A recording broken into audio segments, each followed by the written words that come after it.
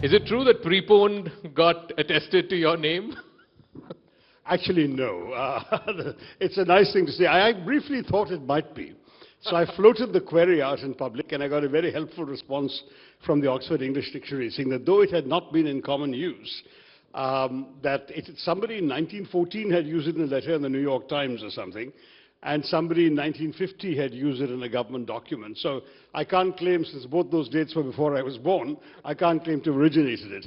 But I'm happy to put it back into circulation in India sometime in the 70s.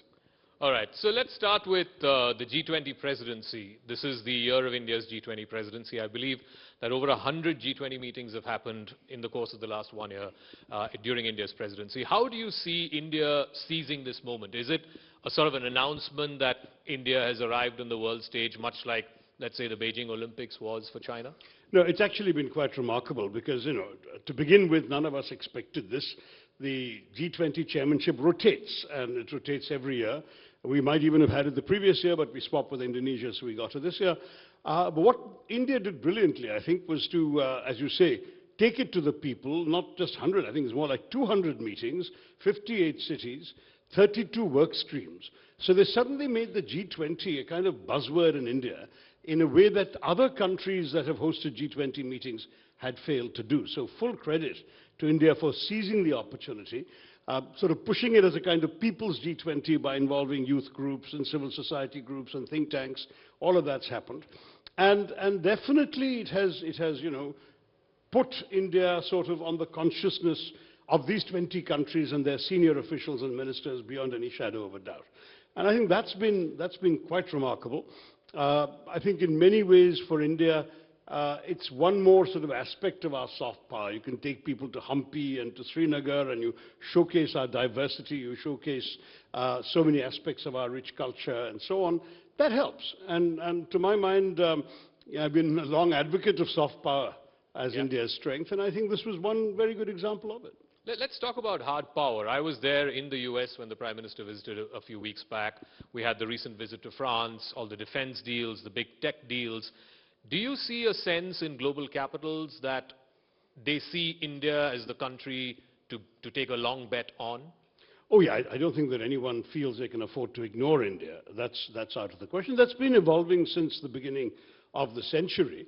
And I would say that what's interesting is that it straddled both parties in our system and all governments in major countries. In other words, of course, Russia's only had Mr. Putin, but if you look at America, they've had Republican and Democratic presidents.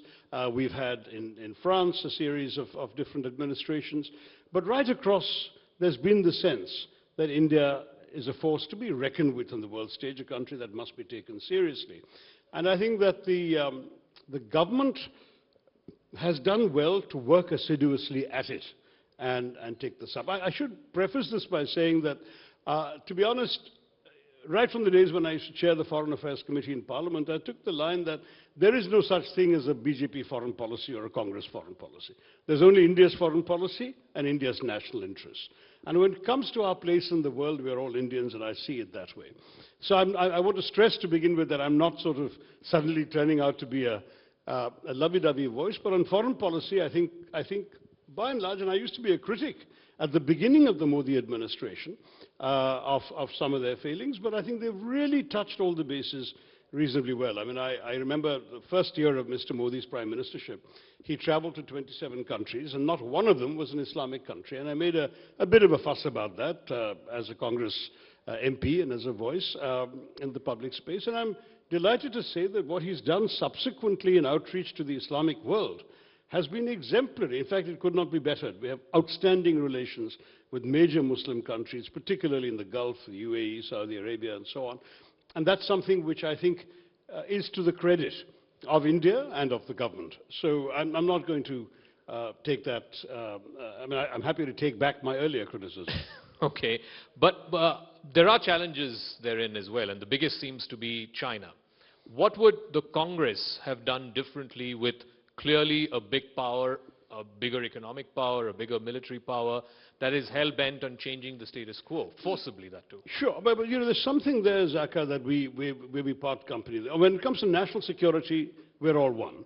And I don't think anyone would have any difference of view on that. What we were not happy about was the Prime Minister seemingly giving the Chinese a free pass by saying that they haven't taken any Indian territory, because our concern is there was basically an unspoken modus vivendi for the last almost half a century, going back to the last shot fired in anger on the border was in 1976. Thereafter, look, I claim my borders up to there, you claim your borders up to here, so you patrol here on Monday and I patrol there on Tuesday, and we keep it going. I'm only partially making light of it, but that was more or less the way it worked. There was no shot fired in anger, there were very few incidents of guns being pointed at each other. We had worked it out. What happened then after was that the Chinese came into this space and occupied it with enduring structures, took over places, essentially made patrolling we had been doing all the way up to April, May of 2020 impossible for our army. Now that's, whether it's technically Indian territory or still disputed territory that they've occupied, is a different issue. Our Prime Minister, we felt, should not have given the Chinese a free pass on that. That's one area on which the Congress was critical. A second concern we have is, there's a number of places that are not entirely comfortable right across the LAC. We've talked about Ladakh mainly because that's where the 20 Jawans were killed, but you go all the way up to Arunachal. Now what you're seeing is there are a number of points which we used to patrol which are no longer accessible to us. In Ladakh, there was this paper that came out that the government quickly disowned, which said by senior police officers in the area that 26 out of 65 patrolling points are no longer accessible to our folks. That's bad news. Now, I understand that our business community wants to import Chinese goods. Our manufacturers feel that China has a lot to offer us that we can't do without. But that on the one hand, we go around doing something frankly rather tokenistic like banning 58 Chinese apps, a slap on the wrist. And we don't do anything about the extraordinary dependence we have on China for imports, which continue to grow. The trade deficit between our two countries is over $90 billion in China's favor. And trade went as high as $139 billion last year. There's something about that that isn't right.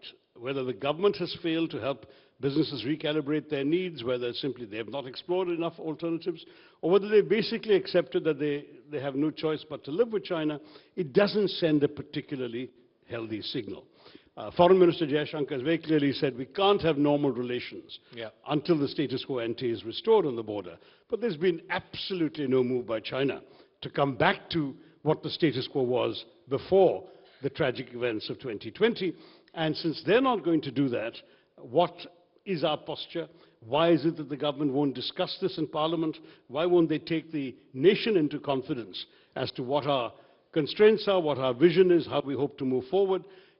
There are, frankly, 20 deaths that the government still is accountable for, and it needs to find some answers. All right, let's talk a little bit domestic politics as well. All roads today seem to be leading to Bangalore. There's the big opposition meeting, unity meeting, and so on. Explain this to our viewers. Imagine this is a hall of people who are your potential voters. Why would they vote for a ragtag bunch of about 20-odd parties with no declared face and whose unity very much is in question? Well, first of all, no one's voting for all 20 parties. The point is precisely that they should come and find common ground, perhaps a common minimum program one day, and so on. But the idea would be that where some parties are particularly strong, theirs would be the face that's presented to the electors in their states, and in other states others would be, in order not to divide the vote. So the logic was excessively simple. Some analysts saying, well, BJP won a majority with 37% of the vote, the rest of us have 63, therefore with 63 we can defeat 37 and be united.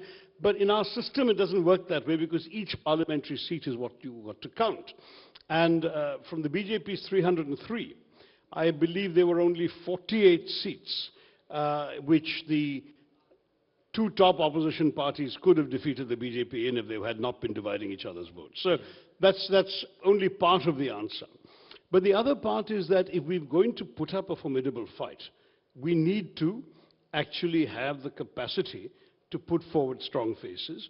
And each strong face becomes undermined if within the opposition we're busy cutting them Cutting down. each other. So that's the real argument. I mean, beyond that, I'm not in Bangalore, I wasn't in Patna, and I can't tell you what the discussions are. I do know that I heard from everyone who was at Patna that the atmosphere was fantastic, that there was a tremendous sense of a common cause, and of course, in Bangalore, there'll even be a couple more parties who weren't there, and I'm certainly hoping that coming out of this, we'll have a clear sense of purpose and direction for the country. Tell me this, Dr. Tharoor. I mean, yeah, while in principle it sounds like a great idea, you have 543 constituencies, even if, let's say, in 300 of those, you're able to find one joint opposition candidate to take on a BJP candidate. But practically, how will this work? Explain this to me, for example, in a state like yours. Are you going to have some kind of understanding with the left parties? It's always LDF versus Unlikely. UDF. Unlikely because, of course, the history of the state is such that the rivalry between the CPM-led LDF and the Congress-led UDF is so fundamental, I mean, so almost existential, that you're not going to see any meeting of minds. But in Kerala, it's not that big a worry because the BJP is not a significant player. There are only about 3 constituencies, if I remember right, maybe 4, where they came second last time, and none where they were exceptionally close. So I think we'd have to recognize that it's a no-cost rivalry. And there's a great example of 2004 when the CPM drubbed the Congress. In fact, they won almost all the seats in Kerala and Congress came out as 0 MPs. But when they showed up in Delhi, they supported the formation of the UPA-1 government from the outside, but still that was there. So I think that you have to understand that there is a difference, both for the political parties and for the voters, between state rivalries and national. So at the state level, you will have people saying our old rivalries remain, and at the national level you'll cooperate. But there may be some states where they can overcome those distinctions. So I'll get one question in before we open it up to the audience, and I'm sure there are a lot of audience members who are keen and eager to ask you questions. Just in terms of, what's happened in this whole project opposition unity, just what's happened in Maharashtra over the last few weeks, that is a body blow, wouldn't you say? That in Maharashtra you had this 3-party alliance, you lost power, and now both of those parties, 2 out of those 3 parties, there's a vertical split. Yes, but I suspect it's going to be rather short-lived in terms of its impact, because ultimately the voters will be the ones deciding. And I suspect that a fair amount of voters have been turned off by the blatant cynicism involved in these exercises. We saw a similar change in Karnataka, where essentially an election which, frankly, the other side had lost was turned around through Operation Lotus, which often is a code name for naked money power. And a government was formed by the BJP. It was then rejected by the voters at the first opportunity. It could happen the same way in Maharashtra. And obviously, none of us can predict, but my argument would be that I don't think people can afford to be too complacent. In the short term, you can buy people and form a government. In the long term, you can't buy millions of voters, so we'll have to see what the voters decide. All right. Let's open this up to our guests. My colleague Sharon is there with the mic. So I see the lady there in the... Yes. So a lot of women requests are coming. So I'll start with... Good evening, sir. Good evening. Who is the leader of the opposition? Who's the face? Well, each party has its own leader. I'm talking about Congress. Oh, in the Congress, as you know, the president of the party is Mr. Kharge, and sort of the, what shall we say, the sort of leading figure in the party is Rahul Gandhi. Of that, there's very little doubt. The chairperson of the Parliamentary Alliance is Sonia Gandhi. All that exists. But if you mean this from the point of view of what face would be presented to the nation in the election of 24, I think the short answer that I am inclined to give right now is, first of all, that hasn't been decided. The parties will have to get together and decide if they wish to put forward one face or not. My guesswork is not, because one of the great slogans the Congress party came up with in the 2014 election was about the simple message, "Main nahi, hum." And we've seen for 10 years a politics of main, which honestly a more credible answer can be hum. Here's a bunch of collective leaders coming together in order to present themselves to the nation, saying we'll work together to solve your problems, rather than one person saying I'm the white knight on the stallion who's going to cut through all the Gordian knots and solve all your problems, because that hasn't always worked very well, judging by unemployment, inflation, and many other challenges. But the Congress party's white knight, Mr. Rahul Gandhi, is a disqualified MP, and unless he gets his Well, conviction it's still stayed, pending before the Supreme Court. Let's see how that goes. But you're hopeful he'll be able to contest the next election? I am, because, you know, it's quite an unusual situation, Zaka, that you have an MP disqualified for 2 years, which happens to be the only case of anyone being disqualified for 2 years for criminal defamation since 1947. And 2 years conveniently happens to be the minimum period required to disqualify you from Parliament. So there's something here that really, frankly, doesn't smell right. And I think the Supreme Court will look at this very carefully. All right. One more the question. gentleman there in the white shirt. Well, thank you, Mr. Tharoor. I find that your first two answers on G20 and the foreign policy, I don't think any Congress will answer this way, the way you have applauded the policies in this regard, which makes you different from the other congressmen. And that takes me to my second question, that with your intellect and all, then how can you support a party who has a secret alliance with China, and even the top party functionaries don't know what are the clauses of the treaty with China? Number one.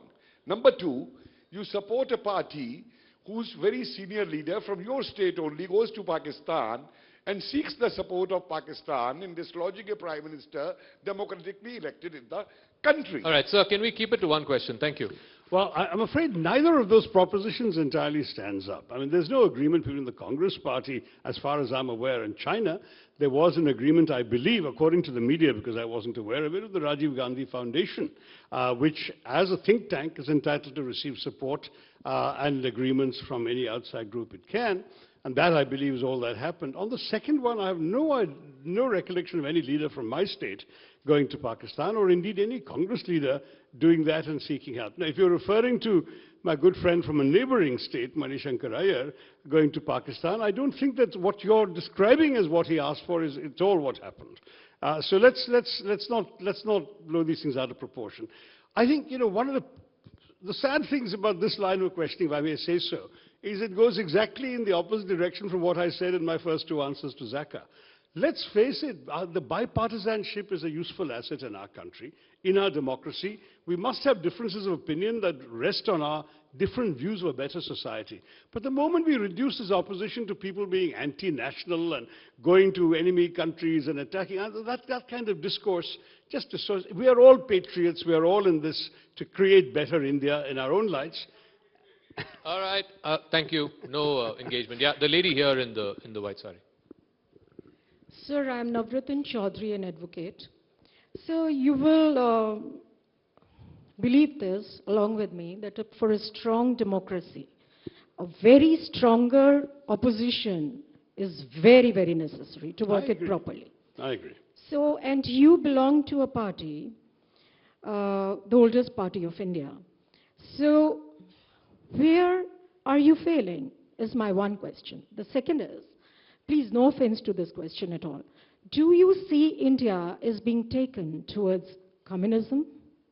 To be taken Communism. Taken towards No, communism. I don't see that. I don't see that. In fact, if anything, communism is now the ideology, in theory, of only one state government, and it doesn't practice it. So I don't think we can really worry too much about that. I do want to say, however, that, that on the broader issue of needing a strong opposition, to be honest, I think the government also has a responsibility to facilitate the conditions in which our opposition can flourish. We have seen far too many efforts to undermine opposition functioning in our country in ways that are not healthy for our democracy. I'm not suggesting that things were perfect before, but they can be improved rather than worsened. One of the things I've suggested, for example, for quite some time now, is that we could take a leaf out of other democracies and allot one day a week in Parliament for the opposition to set the agenda.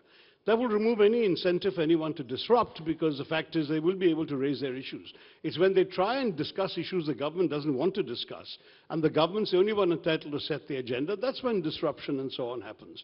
So I would urge that we try and find creative ways of involving the opposition in the governance of the country. It would be healthy for the democracy, whoever is in opposition and whoever is in government. All right, thank you very much. Dr. All right, Tharoor. I think Aman will take the last The question. last question, that the opposition unity which we are speaking about, we've seen this meeting in Bangalore, such opposition unity has hardly worked in a Lok Sabha election against Mr. Modi. It has worked to a certain extent in some state elections. But when it comes to the Lok Sabha election, we see people voting more for Mr. Modi rather than maybe I would say even the BJP.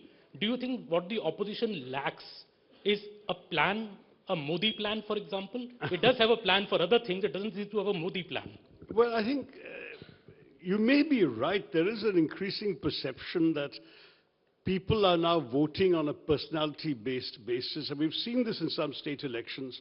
Jayalalitha in Tamil Nadu was larger than any of her candidates, Mamta in Bengal similarly, and so on. But it's not universally true. There are many states where the voters have not gone on that basis.